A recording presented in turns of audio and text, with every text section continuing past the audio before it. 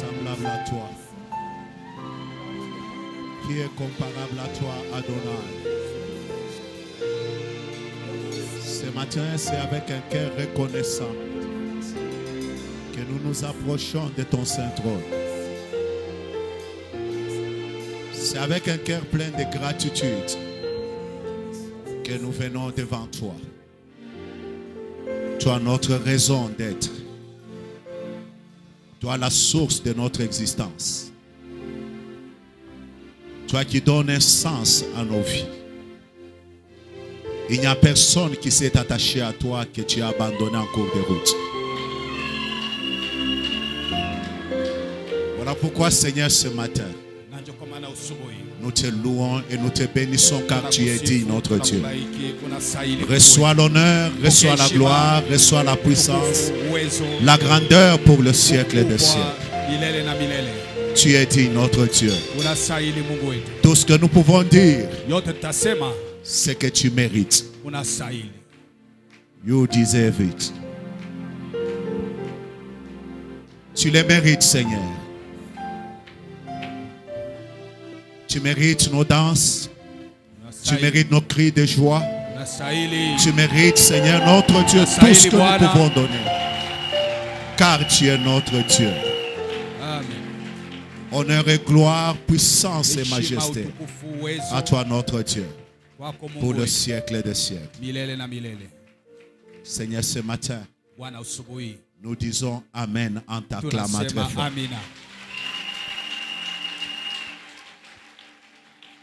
Avant de vous asseoir, rassurez-vous que vous avez salué 3 à 4 personnes. En leur disant, soyez les bienvenus dans la présence de Dieu. Que Dieu vous bénisse abondamment. Alléluia. Est-ce que vous savez que la salutation fait aussi partie de la doctrine chrétienne? De l'enseignement. C'est ainsi qu'on parle, la salutation par des saints baisers. On ne cesse de nous demander de nous saluer. Que Dieu vous bénisse abondamment. Je disais que Dieu vous bénisse abondamment. Amen. Wow. Que Dieu vous bénisse. Je suis vraiment fier de vous. Très bon travail. Soyez bénis. Ils sont de notre église. Nouvelle cité de David. Katouba. Si vous ne voyez pas notre équipe, c'est là où ils sont. S'il vous plaît, est-ce que vous pouvez bien recevoir vos frères? Que Dieu vous bénisse. Alors, les nôtres sont chez eux. Chez eux.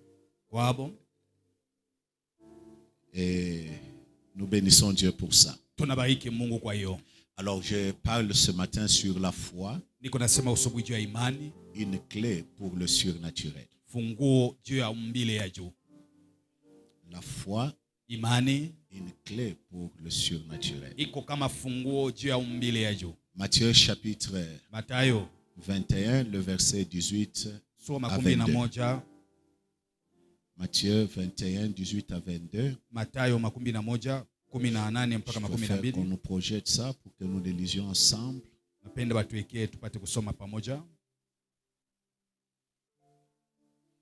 Le matin, en retournant à la ville, il eut faim. Voyant un figuier sur le chemin, il s'approcha, mais il n'y trouva que de feuilles. Et il lui dit, vous voyez, il parlait à un arbre, c'est comme s'il parlait à un homme. Il lui dit, comme pour dire, tout écoute. Et tout entend. Que jamais fruit ne naisse de toi, et à l'instant, le figuier sécha. Les disciples qui virent cela furent étonnés et dirent, comment ce figuier est-il devenu sec en un instant? Jésus leur répondit, je vous l'ai dit en vérité, si vous avez, quelqu'un peut dire si vous avez la foi. Si vous avez de la foi et que vous ne doutez point, non seulement vous ferez ce qui a été fait à ces figuiers, mais quand vous direz à cette montagne, ôte-toi de là, jette-toi dans la mer, cela se fera. Tout ce que vous demanderez avec foi par la prière, vous les recevrez. Je croyais que quelqu'un allait dire Amen. Amen. Comme pour dire recevoir, ce que nous demandons à Dieu n'est pas un problème pour Dieu. Mais le problème, c'est de demander avec foi et d'avoir la foi. Et lorsque vous lisez la Bible, vous vous rendez compte que Jésus-Christ, à chaque fois que ses disciples échouaient de faire quelque chose, où ils avaient manifesté une certaine attitude, le Seigneur Jésus les reprochait d'une chose: pourquoi vous n'avez pas eu la foi? Pourquoi vous êtes incrédule? C'est-à-dire, le Seigneur ne faisait que revenir sur quelque chose, la foi, la foi.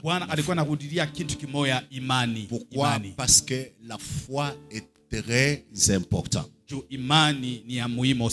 Voilà pourquoi j'aimerais vous dire que rien ne se fait dans le royaume de Dieu sans la foi. Tu ne peux rien faire dans le royaume de Dieu. Tu ne peux rien avoir avec Dieu dans le royaume si il n'y a pas la foi. Une autre chose, c'est que on n'obtient rien de la part de Dieu si tu n'as pas la foi. Donc le problème avec Dieu n'est pas d'obtenir ou de pleurer pourquoi la chose ne vient pas. Mais le problème avec Dieu, c'est de savoir, est-ce que j'ai la foi pour avoir ce que je demande? C'est cela le problème. Et j'aimerais dire à quelqu'un ceci: sur cette terre, personne ne peut plaire à Dieu sans la foi. C'est-à-dire, pour que tu plaises à Dieu, la chose qui te permet de plaire à Dieu, c'est la foi. C'est la raison pour laquelle chaque fois que le Seigneur Jésus parlait à ses disciples, il n'a pas cessé d'insister sur la foi. Lorsqu'il échoue de chasser un démon, il dit: jusqu'à quand vous supporterai-je? Et il parle de la foi. Et lorsque Pierre est en train de se noyer, il lui dit: pourquoi tu as douté? Il parle de la foi. Lorsque les disciples même pleurent parce qu'ils croient que Jésus est un fantôme, Jésus leur dit: pourquoi vous n'avez pas eu la foi? Donc c'est-à-dire, Jésus, il leur fait comprendre que dans toute chose, avec Dieu, la foi est indispensable. Elle n'est pas seulement importante, mais elle est indispensable. Alors la question que nous allons nous poser, qu'est-ce que la foi? Parce que généralement, on s'est rendu compte que les mots que les gens utilisent souvent, Quand vous leur posez la question de ce que ça veut dire, vous vous rendez compte qu'ils sont incapables de vous dire ce que ce mot réellement veut dire. La Bible elle-même dans Hébreux chapitre 11, le verset 1er, nous donne la réponse de ce que c'est la foi. L'écrivain de l'épître aux Hébreux dit ceci: la foi est une ferme assurance. Ce n'est pas une assurance, mais c'est une ferme. Parce que lorsque l'assurance n'est pas ferme, ça peut bouger. Mais lorsque l'assurance est ferme, alors là on peut parler de la foi. C'est une ferme assurance. De quoi? Des choses qu'on espère. J'espère que je dois avoir. J'ai cette ferme assurance. J'espère que je peux devenir. J'ai cette ferme assurance. J'espère que je peux réaliser. J'ai cette ferme assurance. J'espère que je peux mettre au monde. J'ai cette ferme assurance. J'espère que je peux devenir quelqu'un. J'ai cette ferme assurance. C'est-à-dire il n'y a rien qui pourra le bouger. Ce n'est ni les circonstances, ce n'est ni le temps, ce n'est ni les personnes, ce n'est ni quoi, ni même pas la réalité. C'est une ferme assurance des choses que j'espère avoir. Et la Bible dit une démonstration de celle qu'on ne voit pas. En d'autres termes, la foi, c'est de démontrer les choses qu'on ne sait pas voir à l'œil nu. Je ne vois pas ça, mais je démontre ça. Je n'ai pas encore ça, mais je me comporte comme si la chose existait déjà. Oh, j'aime ces définitions. Et j'ai cherché ça dans plusieurs versions pour comprendre un peu. J'ai aimé 2 ou 3 versions. La première, c'est ce que le semeur dit. Il traduit ce passage en disant: la foi est une façon de posséder ce qu'on espère. C'est-à-dire, j'espère, mais je possède déjà ça.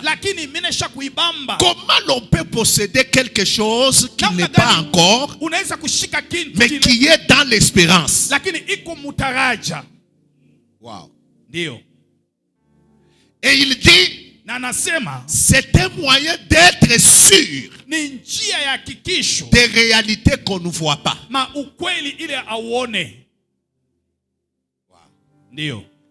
Un moyen d'être sûr des réalités qu'on ne voit pas. C'est-à-dire, je ne vois pas la chose, mais je suis sûr que la chose est là. Et la chose viendra. Et la chose, je l'aurai. Et la chose, je vais la palper. C'est-à-dire, elle n'existe pas encore, mais ma foi l'a déjà. J'ai pris une autre version qui donne toujours ce que c'est la foi. C'est parole de vie. Écoutez ce que ça dit. Croire en Dieu, c'est une façon de posséder déjà les biens qu'on espère.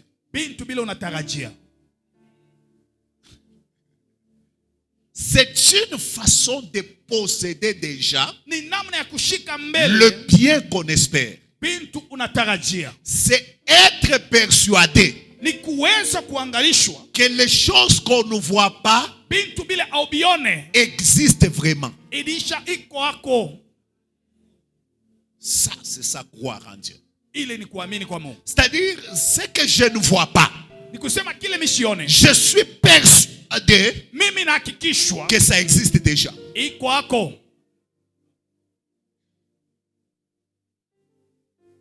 À partir de cette définition, vous vous rendez compte que lorsque je dis que j'ai la foi, je vais dire simplement, je possède déjà ce qui est dans l'invisible. Ce que je n'ai pas encore dans mes mains, j'estime que je l'ai déjà. C'est ce qui fait qu'un homme de foi, il loue Dieu. Même quand la chose n'est pas encore venue. Même quand il ne tient pas encore. Quand il a déjà prié, il est sûr que la chose est déjà là, que la chose existe, et il se comporte comme si la chose était déjà là. Si je crois que Dieu a déjà fait de moi un grand, comme je sais que ça existe déjà, je me comporte comme si la chose était déjà là. C'est ça la foi. La foi, c'est prendre dans l'invisible.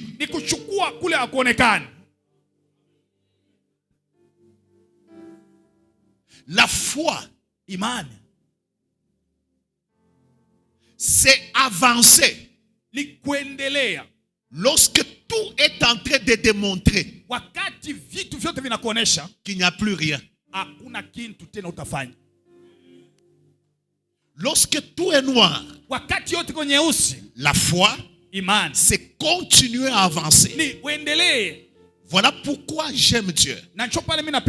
Lorsque quelqu'un a la foi, même s'il est face à une montagne, dès qu'il continue à avancer, il va seulement se rendre compte que la montagne est déjà derrière. Mais quand vous lui posez comment c'est arrivé derrière, il n'aura pas une réponse. Parce que la marche de la foi est une marche du surnaturel. On est ensemble? On est ensemble. Amen. Alors Jésus parle à ses disciples. Les disciples sont étonnés du fait que Jésus a parlé à un figuier. Et le figuier a séché. Il leur dit, si vous avez la foi, vous pouvez parler non seulement à ces figuiers, mais vous pouvez aussi déplacer des montagnes. Je ne sais pas quelle est la montagne que tu as, mais la foi déplace les montagnes. Alors retenez ceci. La foi s'exprime de deux façons. Là où il y a la foi, l'expression de la foi s'exprime de deux manières. La première expression de la foi s'exprime par les actes de foi. Les actes de foi, ce sont des réactions à l'instruction divine, et cela se manifeste par une obéissance à ce que Dieu a dit. Je vais vous donner des exemples. Pierre pêche toute la nuit. Il n'a rien trouvé. En d'autres termes, il pouvait se donner toutes les raisons possibles. Ce n'est pas la bonne saison pour la pêche. Ce n'est pas le bon moment pour faire. Il pouvait dire, ce lac n'a plus de poissons. Mais il se réveille le matin. pendant qu'il ferme son filet wakati iko nafunga pour nyavu aller chercher un autre endroit juu ya kutafuta fasi où ingine il pouvait espérer avoir. pale alitarajia kupata, Mais quelqu'un vient, mtu mmoja anakuya il lui demande sa barque. anamuomba chombo yake, Il prend sa barque, anachukua il chombo, parle à la foule. anaambia kikosi, Après avoir parlé à la foule, kisha kusema na il se watu, tourne vers lui. anamwangalia, Il lui dit, anamwambia va vers les eaux profondes kwenda kumai ya et kuketo jette ton filet. na tupa nyavu yako. La personne qui a tout fait, Mtu alifanya yote, qui n'a rien eu, hakupata kitu. pendant le temps favorable, Wakati wa parce que kuenea, le temps favorable de la pêche, juu wakati wa kuenea pour un kubwa pêcheur, juu ya mvuaji c'est la nuit. ni usiku. Parce que les poissons quittent là où ils étaient en bas, Juu samaki natoka kule kwa ils chini, montent un peu plus haut. banapanda tena juu. Donc c'était ça le moment favorable. Ilikuwa ni fasi Mais nzuri, au moment favorable, lakini kwa wakati nzuri il n'y a pas eu quelque chose. hakupata kitu. Mais au moment défavorable, Lakini wakati sio nzuri, quelqu'un vient et lui dit, mtu alikuwa kumwambia prends le filet, chukua makila, va les jeter sur l'eau. wenda ukaitupe majini. La foi, Imani c'est réagir ni kutenda à l'instruction de Dieu kwa agizo ya Mungu pour faire juu ya kufanya ce qu'il te demande de faire. kile anakuomba ufanye. La Bible dit, Inanena Pierre jette le filet. Petro akatupa makila Il remplit 2 barques. na akajaza chombo mbili. Le problème c'était quoi? Mambo ilikuwa nini? C'est que Pierre avait le choix, Na Petro alikuwa na uchaguzi, soit de croire et faire, au kuamini na kufanya, soit de refuser et rester à sa place. au kukataa na kubakia pale alikuwa. Souvent, c'est là où les chrétiens, nous avons des problèmes. Mara mingi wa Kristo iko na shida Parce que notre foi, juu mara ingine il nous arrive à des moments inatufikia wakati ingine que nous démontrons ça par ce que nous faisons, tunaonesha kwa kile par tunafanya rapport à ce que Dieu dit, kupitia ile Mungu anasema, par sa parole, kupitia neno par lake, ses instructions. kupitia agizo yake. Je vais vous donner des exemples. Tanipatia mfano. Il peut arriver Ilifikia wakati moja que ce que j'ai gagné ile mimi nalipata ne suffit pas pour répondre à tous mes besoins. haitoshe juu ya kutatua shida yangu, Mais Dieu me dit, lakini Mungu ananiambia tu dois donner ta dîme. unapasha kuleta chekumi yako. Donner ma dîme Kuleta chekumi est un acte de foi. ni tendo ya imani. Pourquoi? Juu ya nini? Parce qu'en temps normal, Juu wakati wa kuenea je ne peux pas faire ça. siwezi kufanya hivi. Je vais te donner un autre exemple. Takupatia mfano mwingine. Le Seigneur te dit, Bwana anakuambia par exemple, kwa mfano, la nuit, usiku lève-toi, shimama, va dehors, wende nje, arrive à tel endroit. fika fasi moja. Tu sais qu'il y a l'insécurité. Unajua kusema ukingo haina nje, Mais la foi, lakini imani c'est réagir ni kutenda à l'instruction de Dieu. kwa agizo ya Mungu. C'est là que vous trouvez dans la Bible. Na njoo pale unakuta mu Biblia. Israël est devant la mer rouge. Israeli iko mbele ya bahari la Shami. Dieu pose la question Mungu anapiga à swali Moïse. kwa Musa, Pourquoi ce peuple crie? juu ya nini taifa inalia? Demande au peuple Omba kwa taifa de marcher. ya Il kutembea. devait marcher vers quoi? Bali pasha kutembea Il y a la mbele. mer rouge devant. Kuko bahari la Il Shami y a le mbele. militaire derrière. Kuko askari Mais nyuma. Dieu dit, Mungu anawaambia marche. mutembee. En d'autres termes, Ni kusema avance vers l'obstacle. mwende mukizuio. Comment l'on peut avancer vers l'obstacle? Namna gani unaweza kupambana na La kizuio? foi Imani te fait avancer vers l'obstacle inakuendesha lorsque tu as kizuio entendu Dieu. wakati unasikia Mungu. Écoutez-moi, Unisikie? je vois un autre cas. Naona mambo ingine C'est Abraham. ni Ibrahimu. On l'appelle même le père de la foi. Banamuita sa baba wa imani.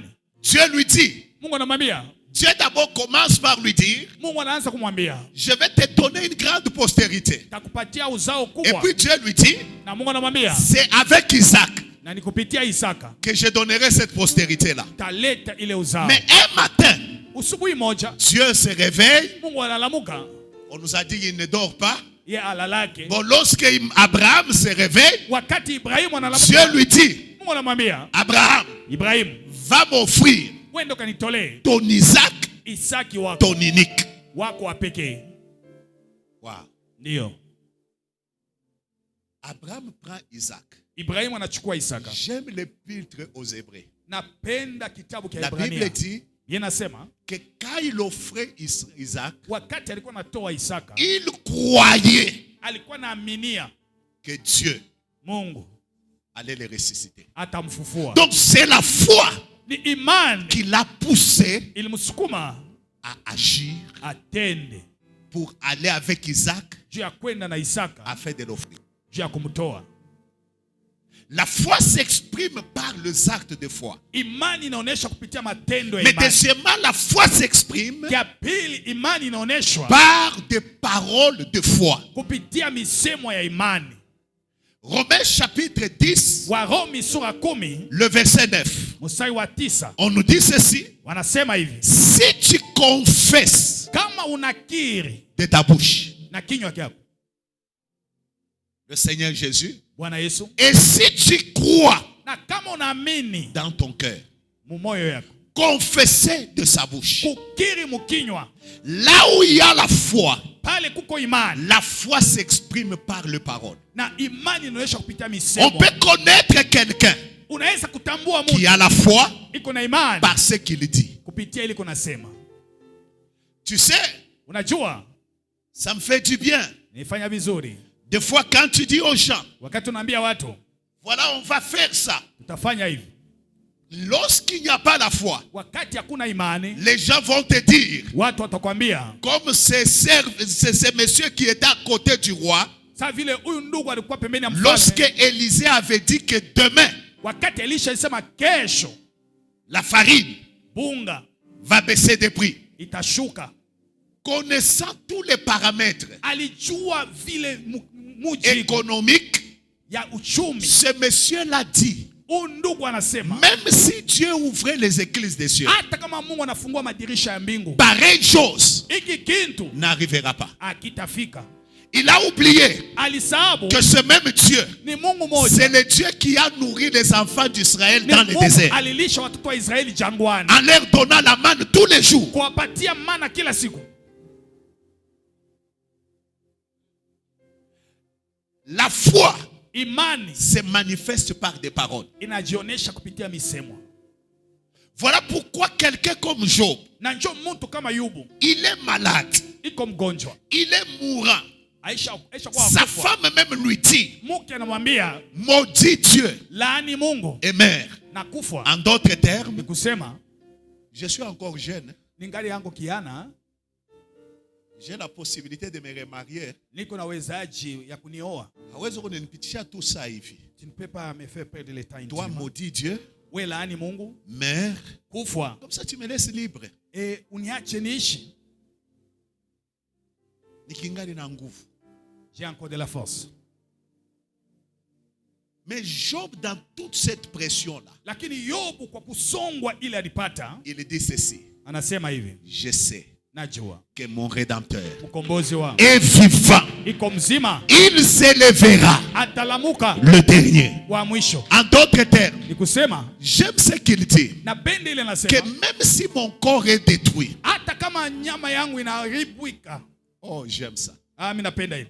Même si mon corps est détruit, Hata kama mwili yangu même inaharibika, s'il n'y a plus d'espoir, hata kama hakuna tena même si taraja, tous les paramètres montrent hata kama bintu vyote que je vinaonyesha dois mourir, mimi nitakufa, moi je ne maudirai pas Dieu. mimi sitalaani Mungu, Mais je sais lakini mimi najua une seule chose: kitu mon moja, Rédempteur mkombozi est vivant. iko mzima, Il s'élèvera le dernier. atalamuka wa mwisho. Oh, je sais que mon Rédempteur est vivant. najua kama mkombozi wangu Il iko mzima, consolera ta vie. atafariji Je maisha yako. sais que mon Rédempteur est Najua vivant. mkombozi iko Il mzima, te prendra de là où tu es pour t'amener là où il a prévu kule de t'amener. huko na kukupeleka kule alitayarisha.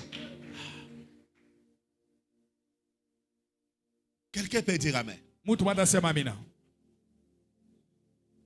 Regardez quelqu'un Angalia mtu comme Marie. kama Maria. Dieu lui annonce quelque chose d'impossible. Mungu anamwambia kitu kila kiwezekana. concevoir sans avoir un homme. kupata mimba bila mume. Ça n'avait jamais existé. Hayafanyikaka kamwe. Écoute-moi. Unisikie? Lorsque Dieu te dit Wakati Mungu anakuambia quelque chose qui n'a jamais existé kitu kile ou akiwaka qui ne s'est jamais fait, au ça akiyafanyikaka, veut dire Dieu veut faire de toi un pionnier. ni kusema Mungu anapenda kufanya wewe wa Alors sois kwanza ce pionnier là au nom de Jésus. kuwa ule mbingwa. Si ça n'a jamais existé dans ta famille, Kama hayafikako kwa jamaa yako, quand Dieu te dit, wakati Mungu anakuambia Dieu veut faire de toi le pionnier de cette famille Mungu là. anapenda kufanya wa kwanza. Alors la wa ile Bible jamaa. dit, Yeye anasema l'ange lui parle, malaika anamwambia, mais Marie lui dit, lakini Maria anamwambia qu'il me soit fait ifanyike selon ta parole. kupitia neno la.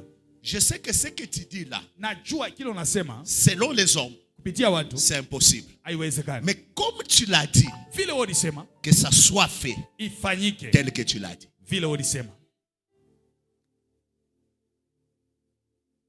J'aime quelqu'un comme David. Napenda mtu kama Daudi. David est face à Goliath. Daudi mbele ya Goliati. Voilà pourquoi on les cite tous dans Hébreux chapitre 11. Na njoo banamutaya naye kwa Il Ibrania est devant 11. Goliath. Iko mbele ya Goliati.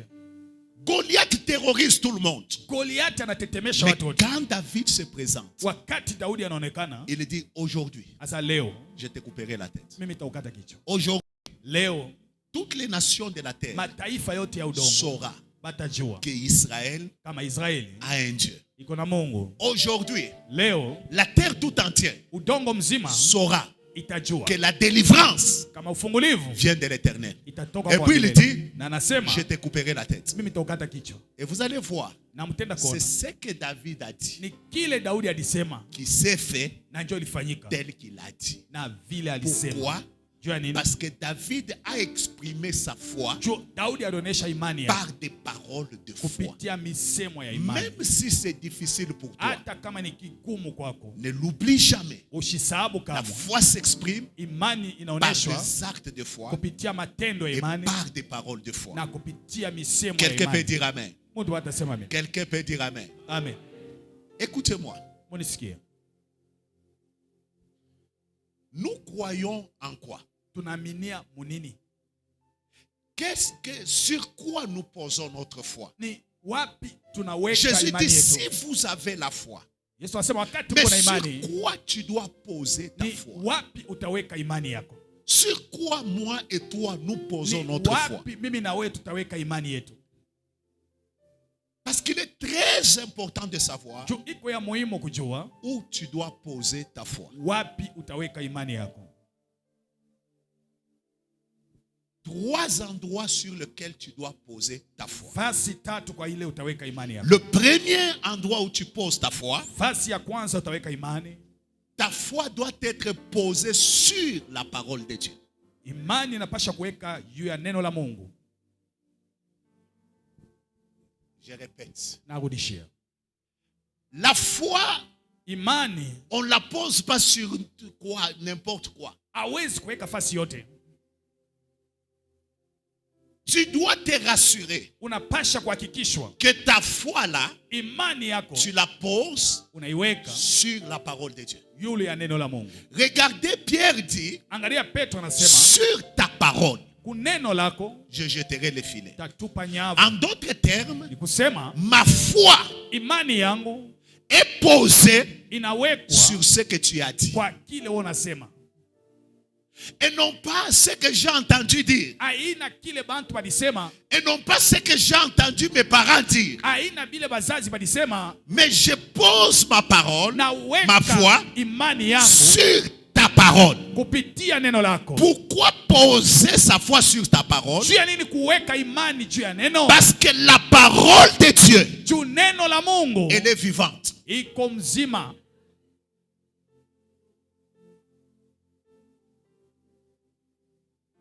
Parce que quand Dieu a dit, Wakati Mungu alisema, ce que Dieu a dit kile Mungu alisema contient la semence de ce qu'il a dit qu'il fera. iko na mbegu kwa ile alisema. Si Dieu te dit, Kama Mungu anakuambia je vais te bénir, mimi nitakubariki, la parole qu'il a fait sortir de sa bouche neno ile alisema a la semence iko na mbegu de la bénédiction. ya baraka, Et la foi Na imani c'est la terre qui permet à cette semence de pousser. ni udongo inachipusha mbegu. Oh mon Dieu.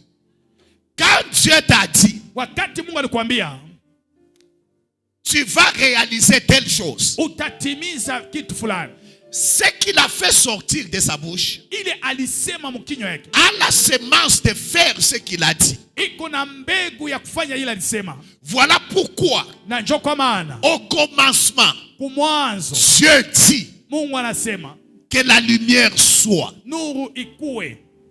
Quand il a dit la lumière soit, Wakati anasema nuru ikue, il n'a pas dit la lumière sera. na hakusema nuru Il a dit itakuwa, que la lumière soit. lakini anasema nuru ikue. Pourquoi? Juu ya nini? Parce que Dieu, Juu Mungu tout ce qu'il dit, yote anasema c'est du déjà fait. ilishakufanyika. Oh mon Dieu. Oh, C'est que Mungu. quand Dieu a dit quelque chose, Wakati Mungu anasema kitu, même si tu ne la vois pas, hata kama uione, la chose est déjà faite. kitu kisha kufanyika. Voilà pourquoi Na njoo kwa la maana foi, imani c'est une ferme ni assurance hakikisho des imara choses qu'on espère. ya bintu Pourquoi tunatarajia. nous espérons? Juu ya nini Parce que tunatarajia? nous, en tant qu'hommes, Sisi kama watu nous avons 3 temps. tuko na wakati tatu: Le temps passé, wakati le iliyopita, temps présent wakati ya et le wapo, temps futur. na wakati ya kesho. C'est ce qui fait que Na njoo ile inafanya quand Dieu parle, wakati Mungu anasema nous sommes dans le présent. tuko muwapo.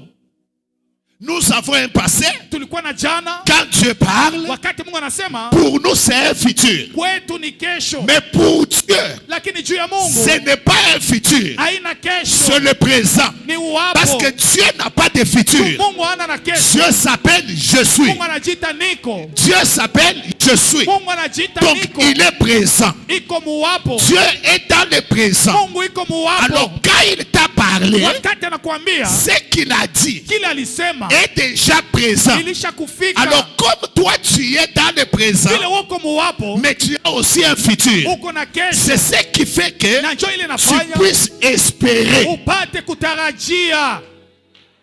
C'est-à-dire tu espères, Unatarajia, mais pour Dieu, lakini juu ya Mungu c'est déjà fait. ilisha Mais kufanyika. pour toi, Lakini kwako c'est ce qui se fera. na njoo ile C'est ce qui itafanyika. fait que tu espères. Na njoo vile unatarajia. Alors comme je crois Vile mimi naamini que la chose existe déjà, kintu kiko c'est vrai, vya kweli, j'espère, natarajia, mais dans le présent, lakini muwapo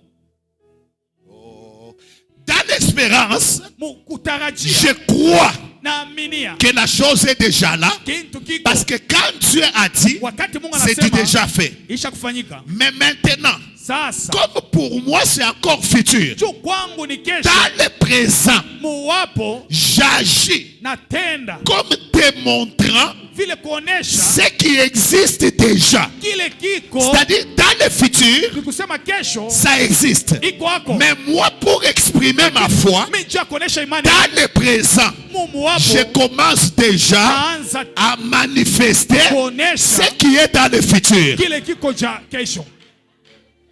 Si je crois Kama mimi naaminia que je dois aller au ciel, mimi nitaenda kumbingu. Dieu est saint. Mungu Au mtakatifu. ciel, il n'y a pas de péché. Mbingu hakuna Sur dhambi. la terre, Hapa kudongo j'espère le ciel mimi naona mbingu que c'est à venir. ni Mais kesho, dans le présent, lakini muwapo je vis dans la sainteté naishi parce que mutakaso je démontre ce que je crois kile mimi dans le naamini futur. kesho. Oh mon Dieu. Quelqu'un comprend ça? Mtu anaamini. Je n'ai pas d'enfant. Sina na watoto. Dieu me dit, Mungu ananiambia je vais te donner un enfant. mimi nitakupa mwana. Ce qu'il a dit, Kila alisema c'est dans l'espérance. ni Quand je regarde dans mon ventre, wakati mimi naangalia tumboni il n'y mwangu a pas de grossesse, hakuna mimba, il n'y a pas d'enfant. hakuna mtoto. Le médecin me dit ce qu'ils peuvent me dire. Mganga ananiambia kile Les anapenda. hommes disent ce qu'ils peuvent Watu dire. wanasema vile wanapenda. Mais moi, Lakini mimi le fait que je crois vile mimi naamini que Dieu a dit, Mungu alisema dans le présent, muwapo j'arrête de pleurer. mimi nitaacha Dans le kulia. présent, je commence à me comporter Naanza comme kuchukua si tabia. je suis déjà une mère, Sa vile niko comme si mama. je suis déjà un père. Sa vile niko Dans le baba. présent, je Muwapo. commence à poser des actes Naanza kufanya matendo comme si l'enfant existe déjà. Sa vile mtoto iko Ah, hapo. la foi. Imani. on la pose sur la parole de Dieu. banaiweka yule ya neno la Mungu. C'est-à-dire, quand les choses sont dures, Na wakati bintu biko kigumu, au lieu que je voie ce qui est dur, kabla nione kile iko kigumu, je cherche à savoir qu'est-ce que Dieu a dit. na tafuta kujua nini Mungu alisema. Quand je découvre ce que Dieu a Wakati dit, mimi navumbula kile Mungu je alisema, crois, j'espère naaminia, que ce qu'il a natarajia dit, kwa kile ça se alisema fera. itafanyika. Mais dans le présent, Lakini muwapo je me comporte najipatia tabia comme si la chose sa était vile déjà faite. kintu kilisha kufanyika. La foi, Imani c'est avoir la douleur sur soi, ni kupata maumivu mais au binafsi, lieu d'être concentré sur la na douleur, kabla ya kuweza kujipanda kwa maumivu, on regarde sur les serpents des reins. unaangalia kwa nyoka ya shaba. C'est ça la foi. Ndio imani, On la pose sur la parole de Dieu. wanaiweka kwa neno la Mungu. La foi, Imani, la foi. imani. Deuxièmement, Kia pili, nous la posons sur la fidélité de Dieu. tunaiweka juu ya uaminifu wa Mungu. Hébreux chapitre 11, le verset 18. Mettez-moi ça. Waibrania 11 mstari wa Sur 18. la fidélité de Dieu. Yulu ya uaminifu wa Mungu. Écoutez, Sikia, la chose qui fait à ce que kitu kile kinafanya nous puissions poser notre foi, tupate kuweka imani yetu, avoir une ferme assurance, kuwa na hakikisho imara, c'est que Dieu kusema Mungu est fidèle. iko mwaminifu. Écoutez ce que la Bible dit. Sikia ile Biblia inasema, À qui il avait dit, kwa ile alisema en Isaac sera nommé pour toi une postérité. kwa Isaka On peut kutatoka y aller. uzao. Il pensait que Dieu était puissant Aliwaza sasa Mungu alikuwa na uwezo pour ressusciter les morts. juu ya kufufua wafu. Tu peux monter un peu plus haut. Unaweza kupanda tena. Je cherche là où on parle de Sarah. C'est un peu plus haut. Rapidement, rapidement. Sarah. C'est par la foi. Kupitia imani, C'est le verset 11. sura 11. C'est par la foi Kupitia que imani, Sarah elle-même, Sarai malgré son âge avancé, ingawa miaka ya kupita, il fut rendu capable d'avoir une postérité. akapatiwa uwezaji ya kupata uzao. Pourquoi? Juu ya nini? Est-ce que, aidez-moi à lire ça. Pourquoi? Juu ya nini? Elle a crié en quoi? Aliamini munini? À la fidélité Mu uaminifu de celui qui avait fait la promesse. kwa ule alimwahidia. C'est-à-dire, je pose ma foi Na weka imani sur yangu la fidélité de celui qui a fait la promesse. juu ya uaminifu kwa ule aliniahidia. Ça peut être difficile. Inaweza kuwa kigumu, Ça peut être compliqué. inaweza kuvurukwa, Mais la seule chose qui me pousse à avoir encore la foi, kitu kinanisukuma nipate imani, c'est la fidélité de celui qui a fait la promesse. uaminifu kwa ule Celui qui aliniahidia. a fait la promesse Ule ne aliniahidia mentira pas. hawezi Celui kulala. qui a fait la promesse, Ule alifanya il est ahadi, fidèle. iko mwaminifu. Il est fidèle. Iko mwaminifu. Même quand moi je deviens fidèle, Hata kama mimi lui niko reste mzalifu, fidèle. yeye iko C'est-à-dire mwaminifu. sa fidélité Uaminifu ne wa- peut pas bouger. Haiwezi Il kuteka, est fidèle. iko mwaminifu. Quand il a dit, Wakati anasema il est fidèle iko mwaminifu pour le faire. juu ya kuifanya. C'est sur sa fidélité Ni kupitia uaminifu que wake je pose ma foi.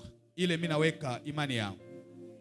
Même quand tout est noir, Hata yote ni nyeusi, je me rappelle nakumbuka que c'est Dieu-là ule Mungu qui m'a dit aliniambia est fidèle. iko mwaminifu. C'est Dieu-là est fidèle. Ule Mungu ni mwaminifu,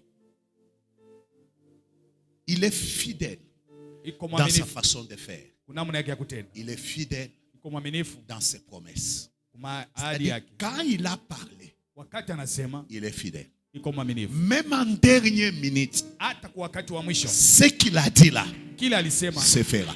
itafanyika. Il est fidèle. Iko mwaminifu.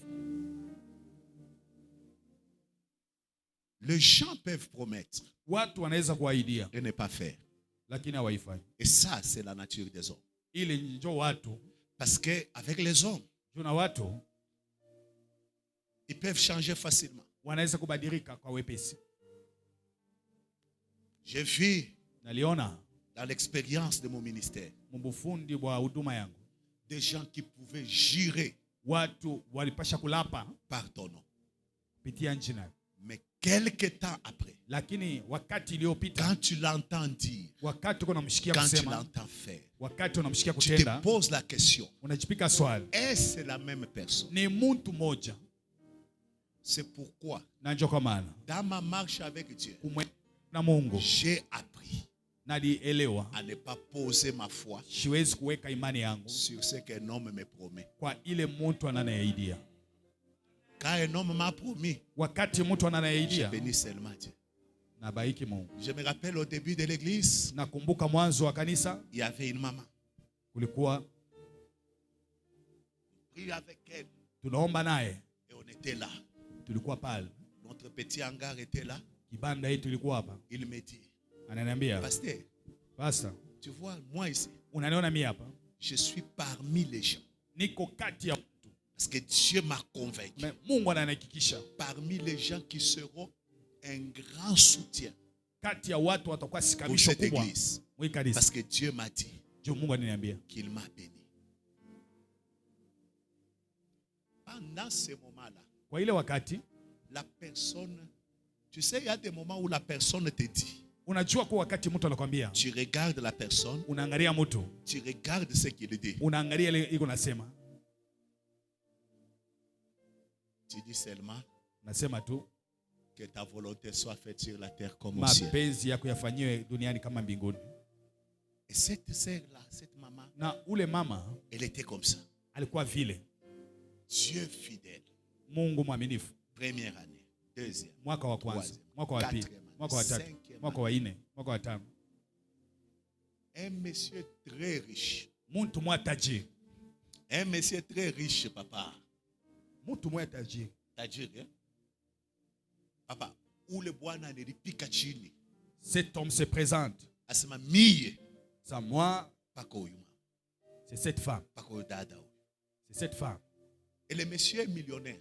Na ndugu ule iko na mamilioni. C'est-à-dire Dieu dans sa fidélité, Sa Mungu mwaminifu wake il a fait ce qu'il avait dit. alitimiza ile aliahidia. Mais l'homme dans sa, Lakini bon, je ne sais pas. Vous savez, najua un jour, comme moi je rappelle toujours, vile mimi nakumbushaka je la croise là, elle était dans toute sa gloire. nakutana naye mutukufu wake. Je lui dis, Namwambia, tu as oublié les paroles que tu avais dites. unasahau misemo ile ulisemaka? Il dit, il faut anyaka. Asama, je vais le faire. Yes, alléluia. Amen. Ça, c'est ça l'homme.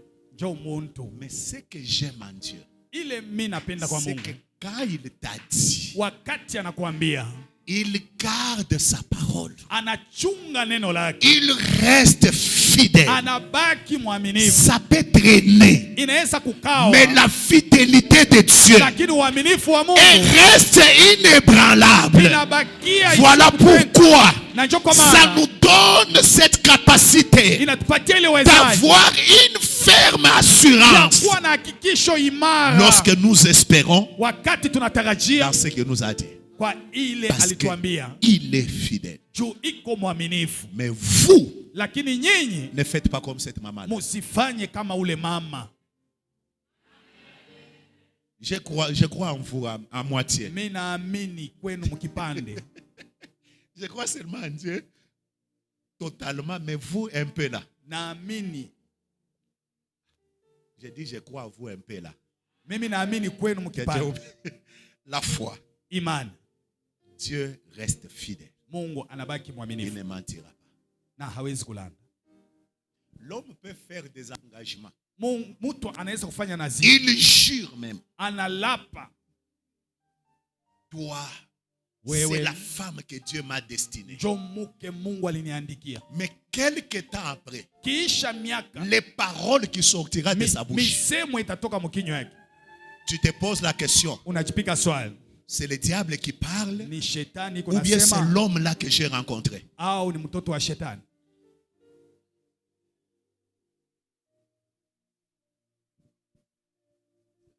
Dieu Mungu est fidèle iko mwaminifu. et digne de confiance. Anastahili tumaini. J'ai dit Dieu est fidèle Mungu ni mwaminifu et digne de na confiance. anastahili. Notre foi, troisièmement, nous la posons Na imani yetu mara ya tatu sur la tunaiweka puissance de Dieu. yulu ya uwezo wa Maintenant, Mungu. mettez-moi 18. Uniwekee 18. Hébreux 11, 18. Waebrania 11:18. Commencez un peu plus haut. Anza mbali.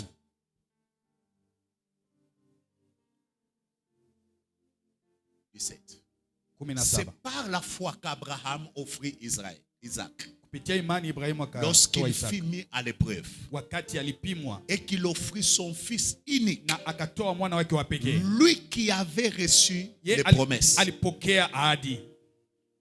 et à qui il avait été dit, Kwa hiyo walimwambia, en Isaac sera nommé pour toi une postérité. kwa Isaka kutatoka uzao.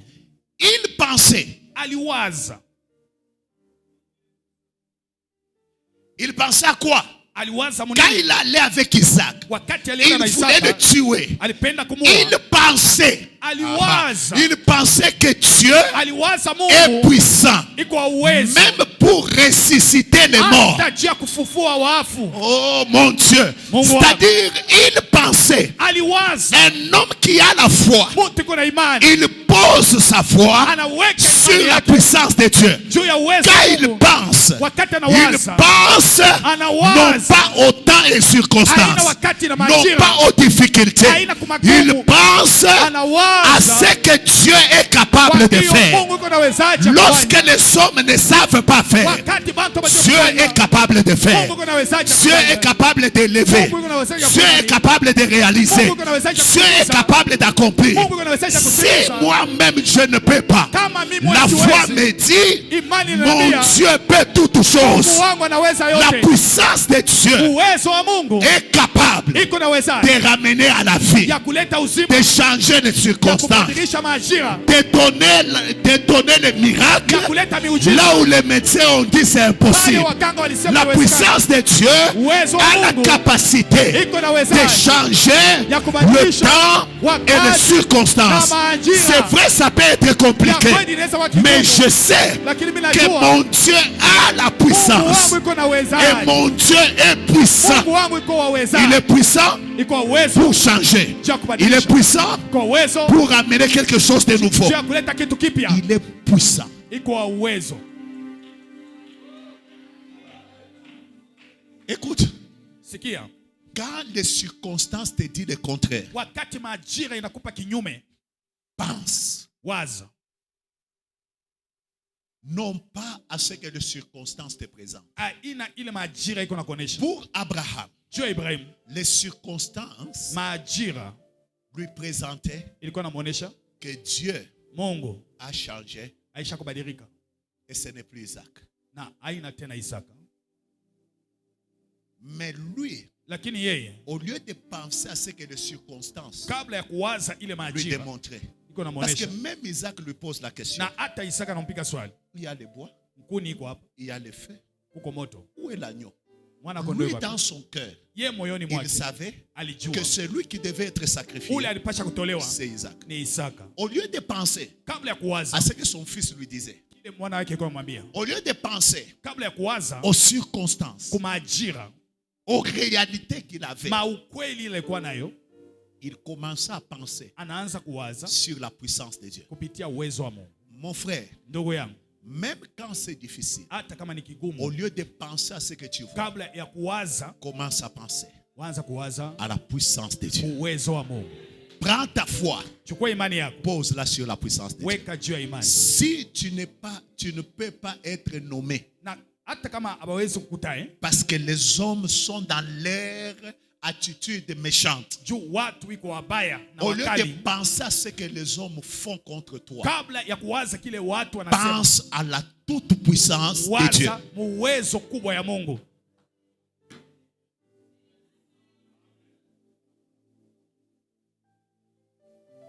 Quelqu'un peut dire Amen. Amen. Alors écoutez-moi. Sasa unisikie. Pourquoi disons-nous que la foi est une clé Jani tutasema du imani ni funguo surnaturel? ya umbile ya juu. C'est parce que la foi Juu imani Un, Ya kwanza, libère la grâce de Dieu dans une vie. inaachilia neema ya Mungu kwa maisha ya mtu. Là où il y a la foi, Pale kuko imani, la grâce vient. neema inakuja.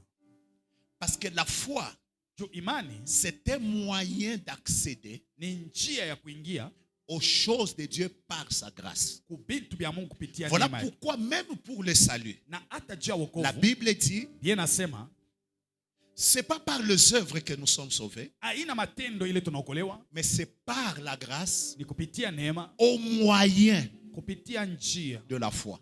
ya imani.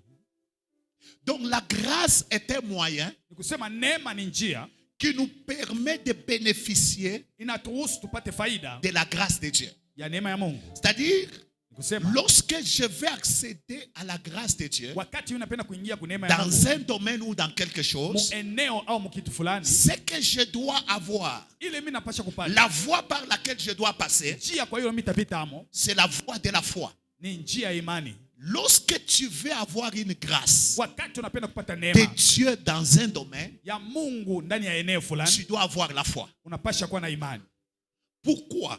Juu ya nini? Oh mon Dieu. Mungu wangu, Parce que lorsque tu as la foi, wakati uko na imani la foi crée une zone dans ta vie na imani inatunga fasi mwako maisha yako, qui attire la grâce iko na kokota neema et de Dieu na ya Mungu et des hommes. na ya watu. Ndio Ça, j'aimerais insister. pale mimi nakasi, C'est-à-dire, lorsque quelqu'un a la foi, wakati mtu uko na imani, la foi crée dans sa vie imani inatunga kwa maisha yake une zone nafasi moya. dans laquelle, ou quand quelqu'un y entre, Kwa hiyo wakati mtu anaingia, il estime anaona kama qu'il doit te faire grâce. anapasha kufanyishia neema. C'est-à-dire, Ni kusema même quand la personne ne veut pas te faire grâce, hata kama mtu anakataa mais le kufanyishia neema, fait que toi tu crois, vile wewe unaamini, dès qu'il entre dans la zone là de ta vie, wakati anaingia mwile fasi ya maisha yako, il sent anashikia qu'il y a une force, kuko nguvu moya, il y a une puissance kuko uwezo moya qui l'oblige de te favoriser. inamkazisha kufanyishia neema. Voilà pourquoi les hommes de foi, Na njo watu wa imani ce sont des hommes de faveur. ni watu wa Ils kupandishana ont faida, et la faveur de Dieu biko na et faida la ya Mungu, faveur des hommes. na wiko na fadhili ya Regardez Mungu. Esther. Oh, Angalia Esther, j'en appelle à Esther. na wanaita Esther. Esther dit, Esther la anasema, loi dit, sheria inasema si tu te présentes kama unajiona sans que le roi ne t'appelle, bila mfalme kukuita il va te tuer. atakuua. Mais Esther gêne Lakini Esther pour affermir un peu sa foi. juu ya kukamilisha imani yake, Son assurance, hakikisho yake il devait affermir ça. alipasha Alors quand kukamilisha. il sent que l'assurance est affermie, Wakati anaona il dit, inakamilishwa, je me présenterai asa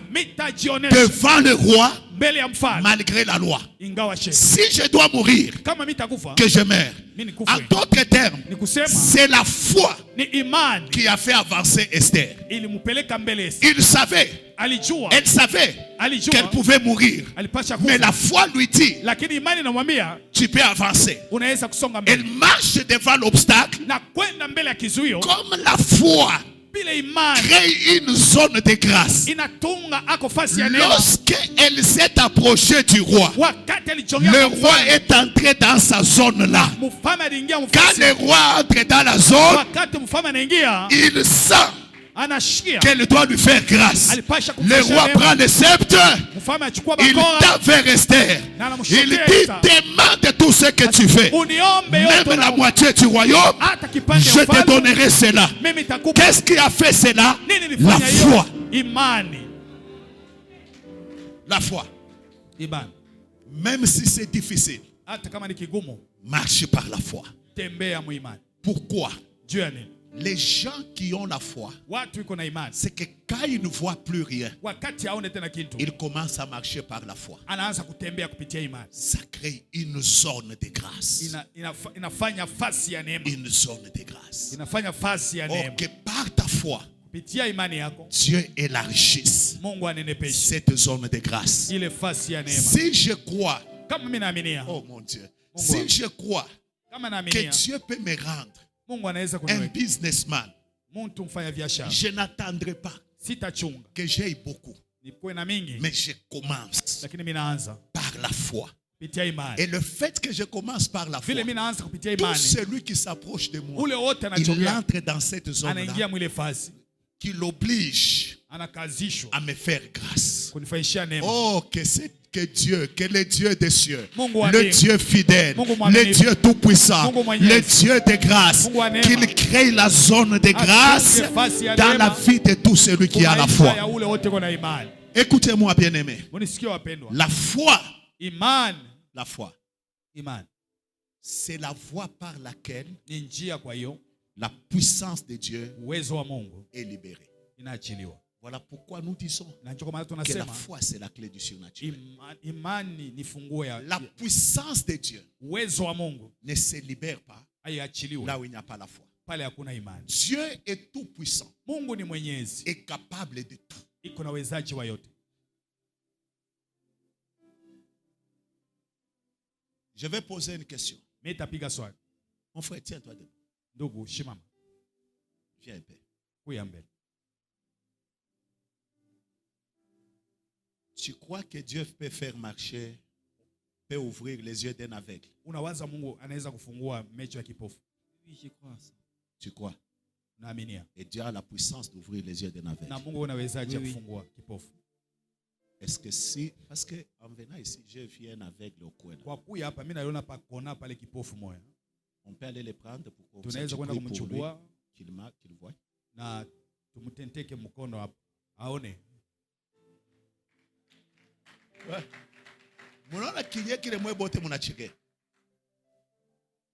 Vous voyez pourquoi vous riez?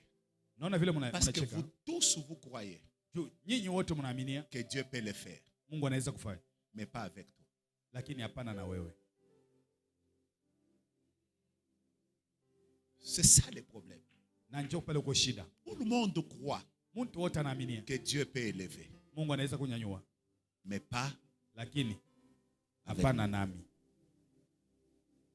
Tout le monde croit Mtu wote anaaminia que Dieu peut ressusciter un mort, Mungu anaweza kufufua mufu, mais il peut le faire lakini anaweza kuifanya avec le pasteur Samson, na mchungaji mais Samson, pas avec toi. lakini hapana nami. C'est ça le problème. Njoo pale uko shida. Dieu est tout puissant Mungu ni mwenyezi pour tout faire, ya kufanya yote, et il a la capacité na iko na uwezaji de tout faire au-delà même de ce que tu ya penses. kufanya yote zaidi ya ile kuna wazi. Mais le problème c'est quoi? Lakini shida ni nini? C'est que tu ne crois pas Au aminie qu'il peut le faire. anaweza kufanya. C'est ce qui fait que quand un enfant tombe malade, Na njoo wakati mtoto analazwa, au lieu de te lever la nuit, kabla ya kulamka usiku, lui imposer les mains, kumshika mkono, prier pour lui, mwombea, tu penses unawaza appeler le frère Rocher. kumwita ndugu Roche. Pourquoi?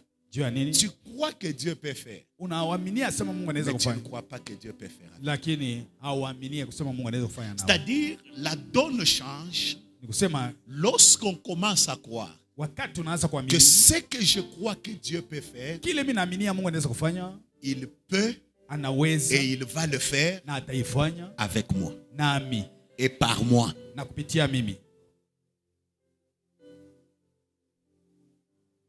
On est ensemble? Tuko pamoja? Merci. Ah, mon Dieu. Regardez, bien-aimé. Laissez-moi atterrir. Regardez cette femme qui perdait le sang. Angalia mwanamke aliyepoteza damu. Mettez-moi ça. Luc chapitre 8, le verset Luka 8 46 et 48. mstari wa 60 na Cette femme 16. perd le sang. Huyo mwanamke anapoteza damu. Mais elle s'est dit à lui-même, Anajiambia mwenyewe, que si je puis seulement toucher kama mitagusa tu le pan de sa robe, pindu ya kanzu je ya serai guéri. mimi tapona. Et c'est la chose qu'il a fait. Na ndio kitu Mais alifanya. regardez ce que maintenant le Seigneur dit. Sasa angalia ile Bwana anasema. Mais Jésus répondit, Yesu akajibu, quelqu'un m'a touché, mtu maana nigusa, car kwa kuwa j'ai connu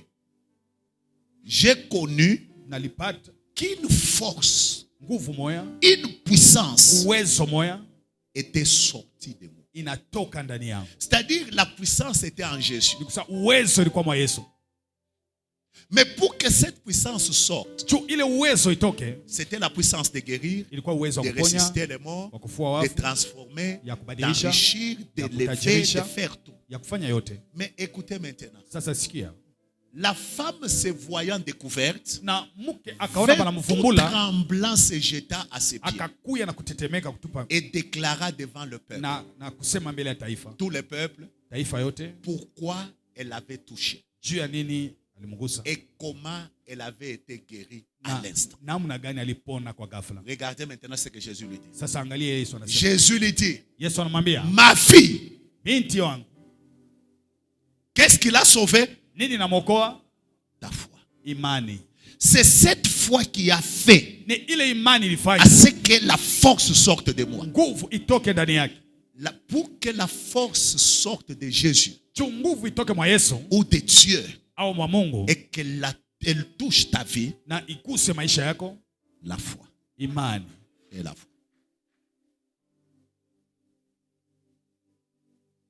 Et je termine. Na namaliza. La foi, imani, c'est la clé ni funguo qui produit inazaa de miracles. Miujiza. Aucun miracle, hakuna muujiza de Dieu ya Mungu ne se fait inaweza kufanyika là où il n'y a pas la foi. Pale hakuna imani. Tout miracle de Dieu qui se fait, muujiza yote ya Mungu inafanyika, il faut qu'il y ait la foi. Kunapasha kwa imani. Soit de celui qui reçoit les miracles, au kwa ule anapokea muujiza, soit de celui qui prie pour que tu reçoives les miracles. au kwa ule anaomba. C'est-à-dire, sans la foi, bila imani, il n'y a pas de miracle. Hakuna muujiza. Je vois un homme qui est paralysé, il a fait 38 ans. Mtu wa kupooza miaka Jésus lui dit, 38. veux-tu être guéri? Yesu anampiga swali, unapenda kupona? Parce que la foi, c'est un désir profond ni nia ya ndani d'avoir ce que tu veux avoir ya kupata kile unapenda kupata et d'accepter que je l'aurai. Na kubali kama mitaipata. On lui dit, tu veux être guéri? Unapenda kupona? Il dit ceci, anasema hivi, je n'ai personne. Sina na mtu. Comme sa foi ne fonctionnait pas, vile imani yake ilikuwa inatumika, elle a été détruite à cause de tout ce qu'il a vécu. Aliweza kupomona kupitia ile hadithi. Jésus exerce sa foi. Yesu anatumia imani yake. Prends ton lit, chukua kitanda yako et marche. Na tembea. Les paroles de foi. Misemo ya imani. Et la personne a marché. Na mtu alitembea. Mais pour Bartimée, sasa juu ya Bartimée, Jésus lui a posé la question. Yesu anampiga swali. Tu as la foi de quoi? Uko na imani ya nini? Parce que le problème c'est quoi? Mambo ni nini? C'est que en tant que même pasteur, na kama mchungaji ou serviteur de Dieu, au mtumishi wa Mungu, tu sais que des fois on a le souci que les gens aient des choses auxquelles ils ne croient pas. Unajua tuko na nia ou qu'ils ne veulent pas. Bantu bapate bintu bile. Je vais terminer par cet exemple. Tamaliza kupitia mfano. Un jour, siku moja, un prédicateur est allé faire une croisade d'évangélisation. C'était un prédicateur qui avait une grâce exceptionnelle. Il faisait des miracles, des aveugles, des boiteux, des paralytiques marchaient. Alors généralement, on avait l'habitude quand les gens viennent, ils sont paralysés, et des boiteux, on les met dans leurs chaises roulantes.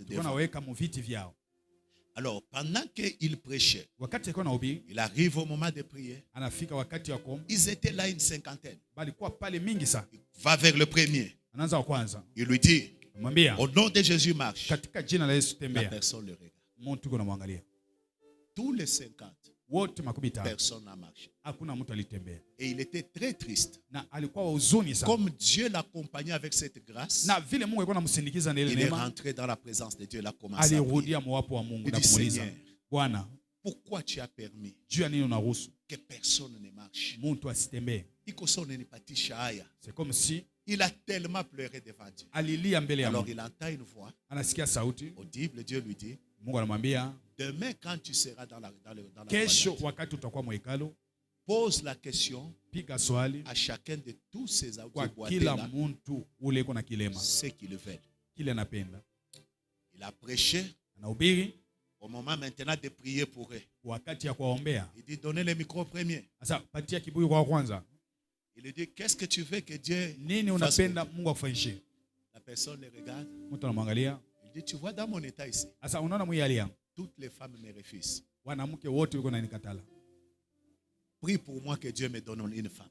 Na uniombee Mungu anipatie mwanamke. Il va vers le deuxième. Anaenda kwa pili. Il dit, dans mon état ici, Asa mwi hali yangu. j'ai beaucoup souffert avec la mendicité. Mimi nateswa sana na kulomba. Demande à ce que Dieu me donne l'argent. Omba Mungu anipe makuta. Sur tous les 50, Kwa wote 50. aucun ne lui avait dit, Hakuna mtu alimwambia je vais marcher. mimi napenda kutembea. Conséquence, Matokeo c'est qu'il demandait à Dieu alikuwa naomba kwa Mungu quelque chose kitu kimoya que eux wao ne voulaient pas. hawakuwa napenda. La foi Imani que tu as ile uko nayo détermine inaonesha ce que Dieu kile Mungu fait. anafanya. Que Dieu vous bénisse. Mungu amibariki.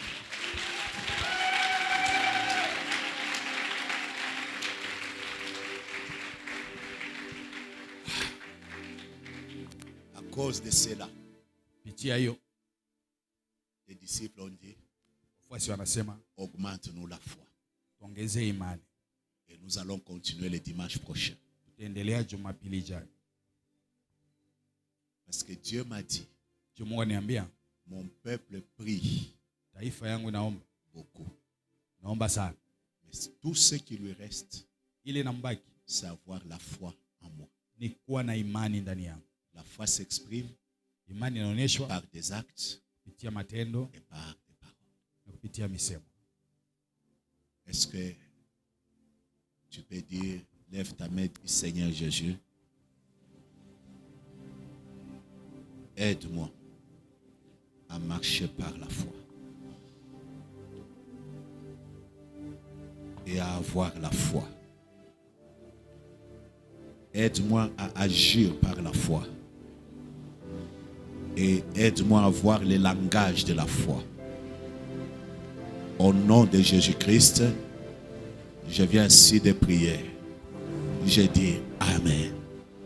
Que Dieu vous bénisse abondamment.